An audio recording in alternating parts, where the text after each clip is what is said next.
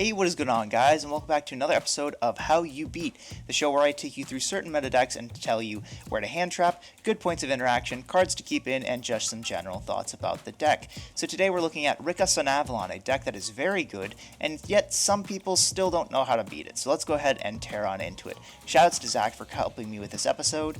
And I want to begin by saying this deck is really good into board breakers, but really bad into hand traps, so just keep your hand traps in and go from there. So to start off, if you have Ash Blossom, just go ahead and Ash the Sunvine Sowing. This normally ends their turn and just, kind of prevents them from doing anything. You never want to Ash Unexpected Die because, first of all, it's not even once per turn, and even if it was the only one in their hand, they might have the Lokai or the Lone Fire, or just some other way to get to Lokai and just start off their plays. If you have Imperm or Veiler, go ahead and hit Aromaseraphy Jasmine. The reason you want to do this is because it prevents them from getting to Lily Borea, which means they don't get to the Regulus Negate, which means they're really vulnerable to trap cards specifically. If you have DD Crow, this isn't a super impactful hand trap, but when Sunseed Twin targets Sunseed Getus Lokai to summon back, go ahead and Crow the Lokai, and that will usually prevent them from getting to the full end board. If you have Ghost Ogre, this can be really impactful if you wait. Sunavalon Melias is a great target because if you hit this, they can't go into Bangalancer, which means they don't get the non-targeted bounce.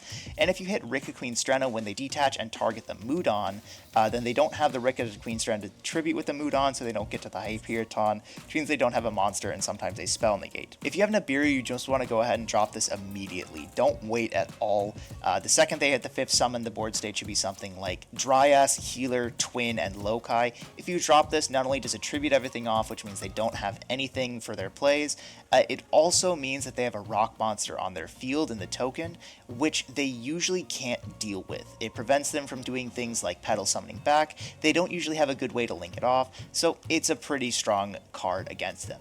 A big card, as you can see, is Droll and Lockbird. If you Droll this deck immediately, they don't have a way to continue their turn unless they have Called By or the Crossout, but normally they don't have that because their deck is pretty tight.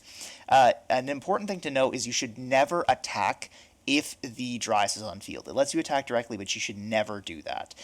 The reason because they can summon a bunch of cards from the extra deck, and it will just ruin your day. So I don't care if you have to pop it, you have to spin it away with Unicorn. I don't even care if you have to link it away with Underworld Goddess. Just do not attack while Dryas is on the field. Finally, there can be only one, and Gozamash do really well against this deck. Obviously, they're all plants, so Tikaboo does really well, but the end board is almost all different attributes. Bangalancer is a light, Hyperiton and Regulus, I think, are earths. There's just waters and fires, and there's so many different attributes that Gozamash does a lot against this deck, so these are good if you want to play them. And that is it from me, guys. If you enjoyed, leave a comment, like, subscribe, do all that stuff, and I'll catch y'all in the next one. Peace!